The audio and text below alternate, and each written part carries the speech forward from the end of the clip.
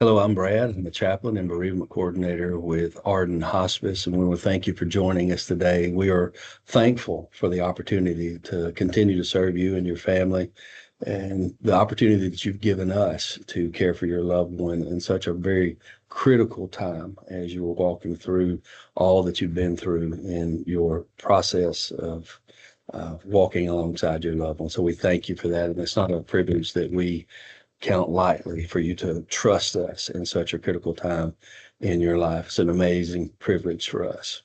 Our purpose today as we gather is to continue walking through our grief process. We've had several other presenters that have come alongside you and your family in this time and have talked about the stages of grief. And we simply want to continue that today. We want to meet you where you are. We want to encourage you. We want to be helpful. We want to talk about the resources that are available to you just briefly through Arden. The five stages of grief that we're going to talk about today are very widely accepted among those that talk about grief. And again, another presenter has covered them in general. Those are all available on Arden Cares. And there have been the first three that have been talked about. We'll talk about all five just briefly.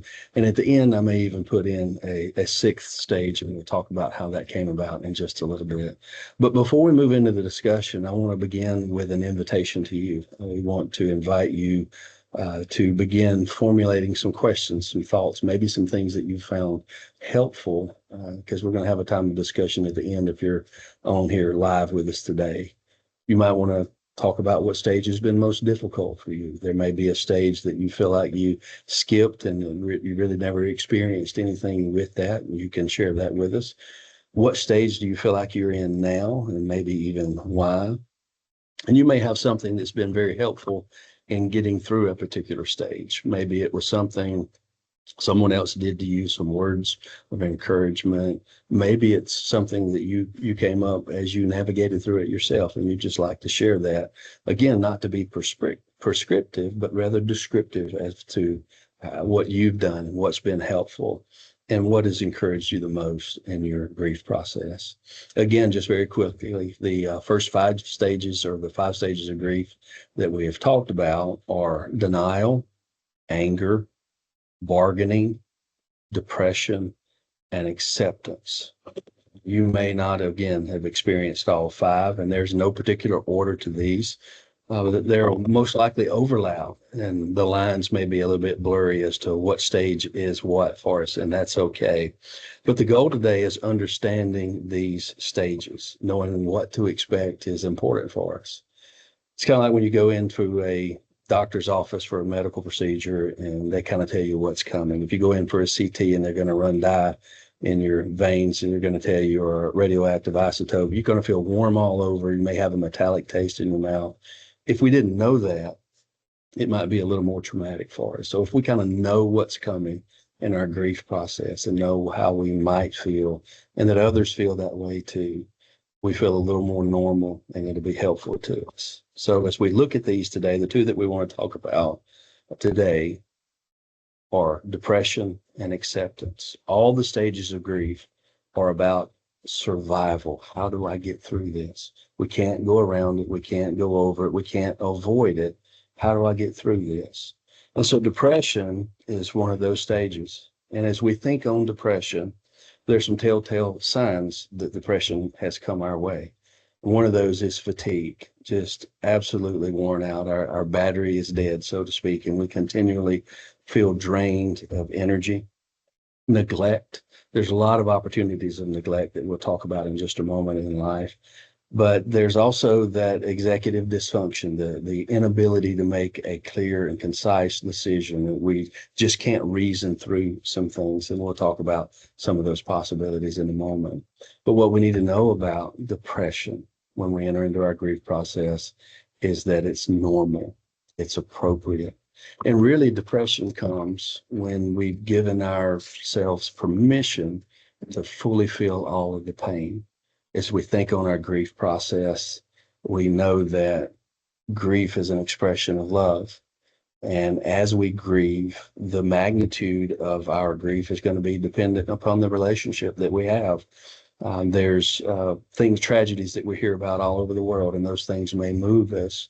But the closer that is to us, the more we're going to feel in that.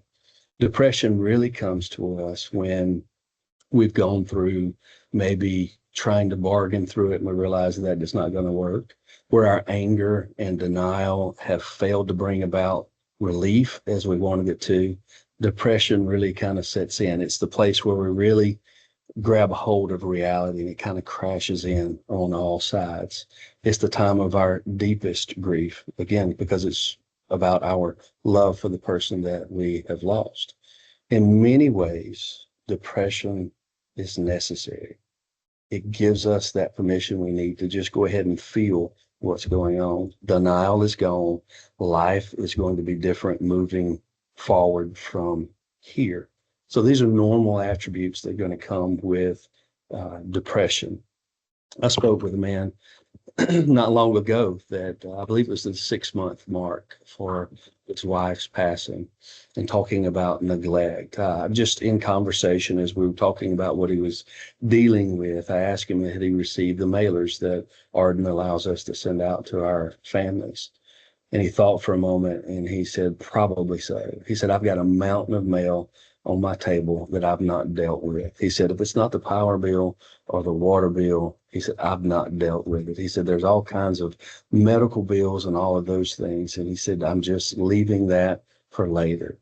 But the hope that he had was, I am going to navigate through that. So when we're dealing with depression, it's important for us to set some goals that eventually I am going to get to this, that eventually I am going to work through this. It's a plan to start navigating through what we can when we can. So it's important to set that goal.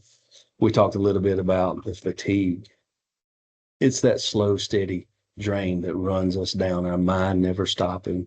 It's that constant emotional drain on us that's really so very difficult for us to verbalize. This is what I'm feeling, because it's so personal. But when we start looking at that depression and we start looking at the fatigue that comes as well, it leads to some executive dysfunction, because my mind is so busy, it's so tired, I really can't make decisions. Maybe we don't even have the desire to make some of those decisions. It's like never being free from the pain. I watched a minister give testimony of some of the things that he had walked through in his depression.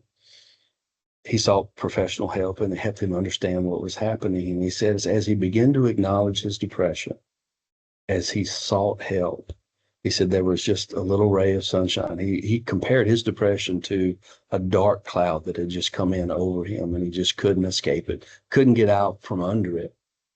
But then there was a brief moment of light, just a little bit of hope.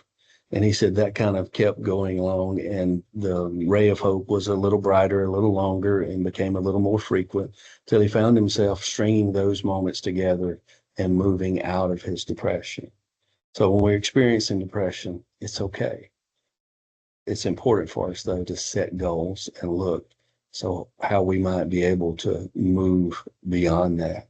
And we can relate to those things in so many ways. Decision making can be overwhelming. And setting goals in part of our depression, as we're dealing with the decision making, we might want to set ourselves in motion with people that we trust, that we care, because someone that's kind of a sounding board as we begin to make decisions. We can get bad counsel sometimes, so we got to be careful about that. We're reminded of Job's friends in Scripture that had some bad advice for him. I spoke with a lady who had lost her husband just a couple of years ago, and she was talking about how all of her friends and her family had come to her, you need to sell your place, you need to just take that money, set it aside, invest it, and go live in an assisted living. And because everyone told her that's what she should do, she went and did that. Well, a year in, she realized that that was the worst mistake that she could have made, because all of her memories, all of her life had been spent with her husband on their place, and she was regretting that. So she had to navigate through all of those things, realizing she'd made a rash decision. So if we set some goals to help us in our fatigue, maybe somebody to help us walk through the bills, our decision making, maybe someone to come alongside us and say, you really want to do this soon.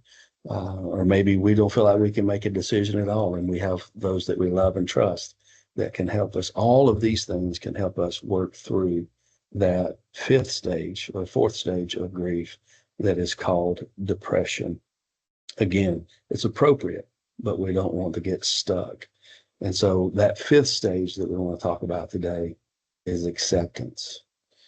I would label it as the gate to the path of moving through our grief process. We're never going to get over it. We're never going to go around it again, but we can get through it. When we get to the place of acceptance, it frees us from denial. It frees us from the bargaining that we did as we walked through it all. And it also frees us from anger and depression. It's a little bit of light at the end of the tunnel. It's kind of like that now what moment where we acknowledge that things are going to be different. Yes, it's never going to be what it was, but it can be okay in some ways. We're not okay with what has happened. We're not okay with the loss, but we're okay that I'm going to live beyond this. It acknowledges that the past no longer exists, that we have to look around us and reassign roles in our relationships. Our relationships are oftentimes built based on the person that we've lost. And now what is that going to look like? How is life going to function after this loss? It acknowledges that we have needs. It acknowledges that we too have feelings, and all of these things must be dealt with. And because all of our thoughts in regard to our loss has been about, if we're not careful, just the loved one that we lost. And we have to begin to think about, okay, I've got to function beyond this and build new relationships. Yes, there'll be sadness. Yes, there'll be regrets. Yes, there'll be ups and downs. Yes, there'll be the floods of emotion. There'll be those moments where something triggers that flood of emotion that we didn't expect. But our focus when we move into acceptance is in the future. It's the now what? It's the new normal. It's the new beginning in some aspect of the word. It's an attempt to restore joy in life. It's not pretending it didn't happen. Again, it's accepting. It's going into it eyes wide open with the reality that healing can be headed our way.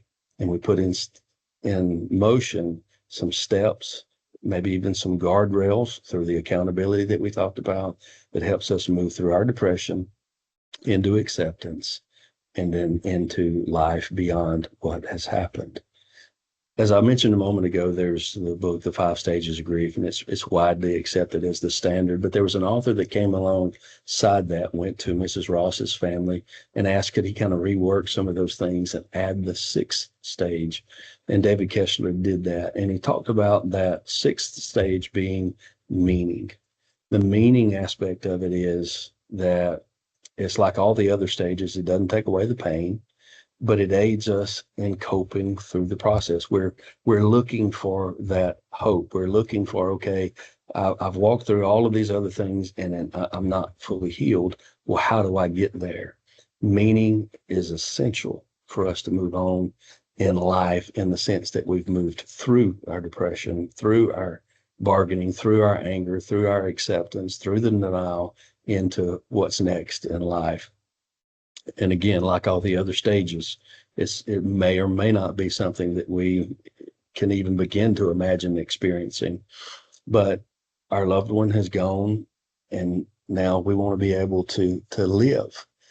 It's some of those wins that we want to count. The meaning comes from gratitude. We may count the win. Today I was able to smile.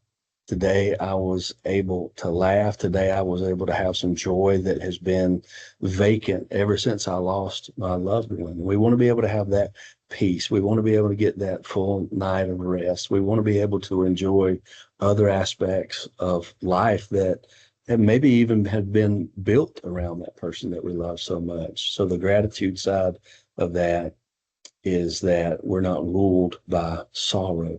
We're not ruled by that loss, but we find a place that we can offer thanks for what we did have.